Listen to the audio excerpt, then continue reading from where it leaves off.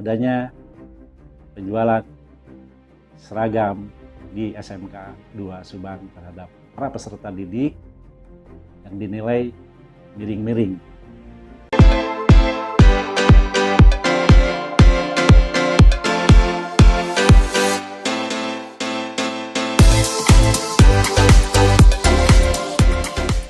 Assalamualaikum warahmatullahi wabarakatuh.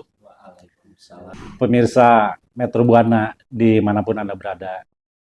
Saya Dadang Metro di segmen Hongxia.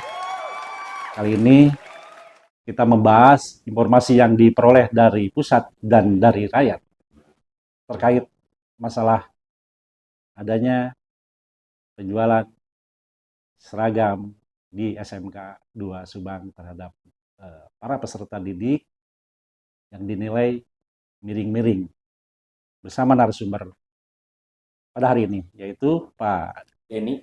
Pak Denny sebagai apa? Saya sebagai pejabat tenis BLUD. Pejabat tenis BLUD. Dan di sebelah kanan Lili Ramdhani sebagai Kepala Bidang Manajemen. Oke, siap. Pak Denny, Ya, kita langsung bahas ya.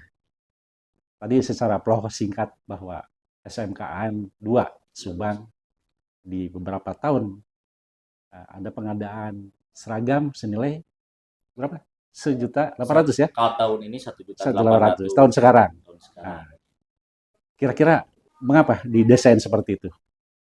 Baik, terima kasih Pak Haji. Jadi SMK Negeri 2 Subang ini adalah sekolah yang menerapkan sistem pendidikan karakter, di mana di dalamnya memang harus ada keseragaman daripada siswa-siswi atau taruna-taruninya. Untuk tahun-tahun sebelumnya, sesuai dengan arahan dari Dinas Pendidikan, kita selalu mengelola seragam ini bekerja sama dengan koperasi. Tetapi per tanggal 25 Februari 2022, SMK Negeri 2 Subang ini sudah mendapatkan keputusan gubernur untuk dapat menerapkan pola layanan keuangan Badan Layanan Umum Daerah. Nah, salah satu dari pola layanan Badan Keuangan Umum Daerah ini adalah bagaimana kami mengefektifkan kegiatan pembelajaran dengan teaching factory. Salah satunya adalah teaching factory tata busana, di mana di dalam teaching factory tata busana ini dengan model pembelajaran ini kami menghasilkan produk-produk, diantaranya adalah produk seragam sekolah. Seperti itu. Jadi yang dipakai oleh taruna-taruni SMK 2 Subang ini adalah produk lokal, produk murid-murid peserta didik sendiri ya, dari tata busana. Hasil praktek. Bahkan bukan hanya dipakai oleh SMK 2, dari Yayasan Panatagama itu sudah pesan ke kita untuk seragam olahraganya. Ya, di samping mungkin efektivitas dan efisiensi untuk para orang tua peserta didik, betul. dalam hal satu penyeragamkan. Kedua masalah kos ya. Kos dan harganya juga. Kalau harga di SMK 2 Subang, kalau seperangkat itu dibandingkan dengan harga di toko-toko luar, lebih mahal mana atau lebih murah? Kalau kami bandingkan itu, tentunya kami mencoba untuk membuat harga semurah mungkin, tetapi dengan kualitas yang tidak jauh dengan apa yang ada di luar. Kami selalu menekankan ke teman-teman di teaching factory itu seperti itu. Dan ada beberapa orang tua juga yang sudah ke kami, misalkan Pak, alhamdulillah dengan kualitas seragam yang ada, kemudian banyak item. Di kita kan memang 1.800.000 itu bukan hanya 1-2 item, tapi ada 6 item seragam, mulai dari putih-putih, putih abu, pramuka, olahraga, wearpack, kemudian ada tas korep, sepatu korep, atribut-atribut korep, sampai pet dan mood dan lain sebagainya, itu 1.800.000 seperti itu. Sehingga dari beberapa orang tua yang menyampaikan itu, ya kita merasa bersyukur, artinya keberadaan BLUD SMK Negeri 2 Subang ini juga bisa membantu masyarakat Subang pada umumnya. Seperti itu. Dan soal tata cara membayar dari orang tua peserta didik ke pihak BLUD ya, SMK 2 Subang, ketika memperoleh satu perangkat seragam. Ya. Proses pembayaran seperti apa? Nah, proses pembayarannya pada saat anak itu sebelum pelantikan, dia kan harus punya satu setel seragam putih-putih dengan segala atributnya. Pada saat itu kita akhirnya subsidi silang, karena belum semua orang tua untuk untuk Bayar. mampu membayar. Ya. Jadi yang bayar kita subsidi silang, dengan yang belum bayar ya sudah seragamnya kita berikan semua ke orang tua untuk persiapan pelantikan.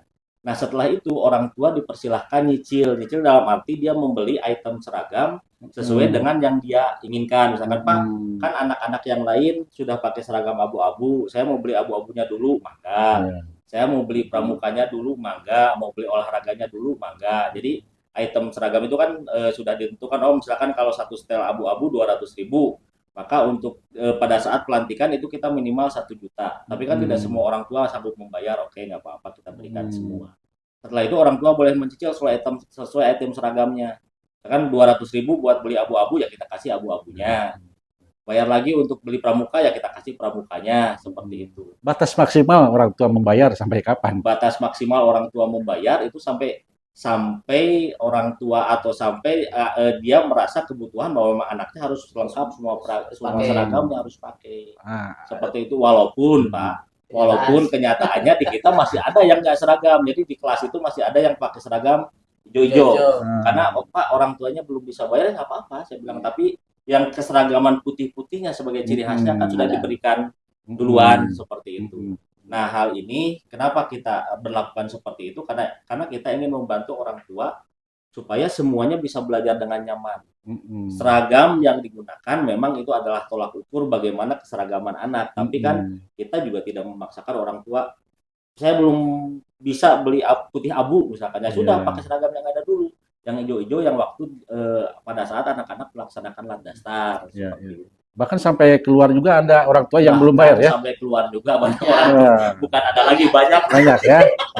Banyak orang tua yang belum bayar sampai hari ini karena memang ya tadi kalau saya boleh tambahkan daripada ini gitu ya.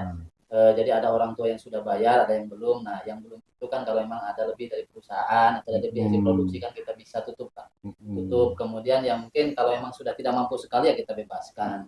Artinya ya kalau memang anak sudah yatim piatu siapa yang mau bayar kan gitu. Tetap anak harus sekolah ya. Apa boleh buat kita memang membantu itu. Artinya pihak Blue sendiri yang mensubsidi ya, para orang tua murid yang mempunyai kategori-kategori yatim, piatu, kan gitu ya. Orang wali kelas itu biasanya mengajukan Pak si ini memang betul-betul tidak mampu, ya sudah kita bantu seperti itu.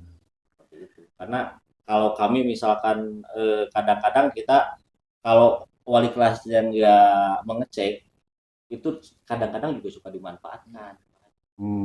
Dimanfaatkan dalam arti pada saat dicek oleh wali kelas ternyata mampu, tapi ke sekolah mengakunya tidak mampu. Tapi kita mengecek itu bukan apa-apa. Kita ingin supaya ini ada asas keberadilannya. Memang yang hak itu betul-betul yang mendapatkan itu, seperti itu. Ada cerita, kadang-kadang dari orang tuanya sudah diberikan. Nah. Itu banyak seperti itu. Orang tua ke saya, "Pak, pan abdi tos nitip atos Kak Putra." Ibu, putrana kalau kita kan ada bukti tanda terima kalau misalkan dia transfer ke wali kelas. Ibu, tadi abdi transfer kangge bayar seragam. Nah, kadang-kadang anak-anak kita juga oknum ya, tidak semua. Ya, mungkin 5-10% mah ada. Orang tuanya sudah ngasih, tapi tidak sampai ke BLUD ke yang ya sesuai dengan ini. Begitu orang tua Pak, dengan kenapa anak saya belum dapat seragam ini, kan kemarin belinya ke siapa Ibu, pasti panggil anaknya, ya Pak kepake dulu. Ya kemudian Blood sendiri yang telah dibentuk, katanya ada beberapa karya yang sekarang sudah mulai menggeliat. Mungkin dari beberapa jurusan. Betul. Karya-karya diadopsi kemudian disampaikan ke market luar. Apa saja kira-kira? Yang selain tadi seragam yang sudah digunakan oleh masyarakat, sekarang kalau misalkan main ke Jogja ada produk dengan benchnya Stamper, itu ada tahu. Jogja apa ini? Jogja Department Store. Iya, Jogja Department Store. Grand Jogja Subang itu ada tahu, ada sayuran hidroponik. Itu berarti hasil produksi anak-anak, hasil pembelajaran anak-anak. Kemudian di lampu 1 juga ada minuman-minuman herbal, ada roti, hasil produksi teman-teman di APHP juga sudah bisa masuk ke lampu 1. Lampu 1 ini? Ya, Subang. Itu di Telaga Sunda, Saung Ambu itu sudah masuk, cabai kita sudah masuk sana, timun sudah masuk sana. Jadi berbagai produk hasil kreativitas anak-anak atau para siswa. anak-anak di SMK 2 Subang sudah mulai Ya, Ya. karena dikemas tadi Mantap. dalam BLUD tadi. uh, Jadi tidak habis pakai lah, artinya manfaat juga Ya. untuk kegiatan siswa. Bisa digunakan nanti biayanya untuk kegiatan berikutnya. hasil dari apa yang setelah diperoleh oleh Blood untuk apa itu? Nah, kita itu kan harus melaporkan ke Dinas Pendidikan. Silpanya sendiri kalau memang ada Dinas silpa- Pendidikan Provinsi ya? Iya, Dinas Provinsi. Pendidikan Provinsi. Ya. Bahkan kemarin tanggal berapa kali ya?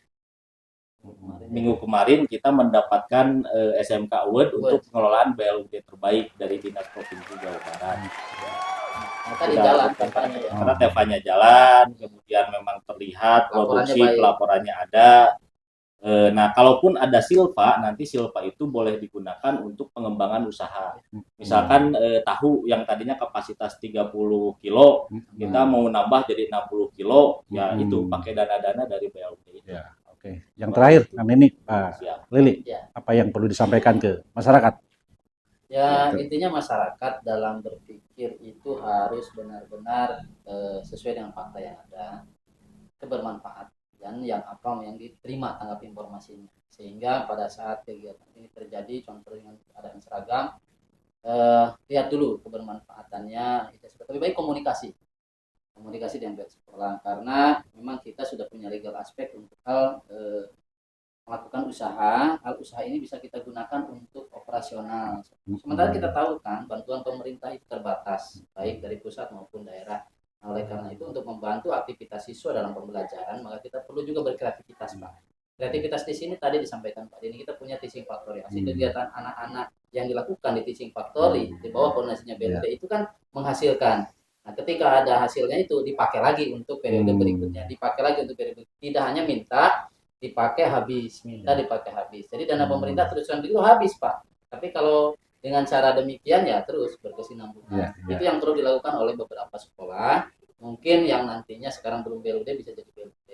Nah, sehingga orang tua juga pasti merasa terbantu, Pak. Betul. Kalau peran komite sekolah sendiri gimana Komite sekolah selama ini? Alhamdulillah, komite sekolah itu mendukung juga dengan kegiatan-kegiatan mendatangkan industri yang mungkin bisa terkait dengan kegiatan kita ya Pak.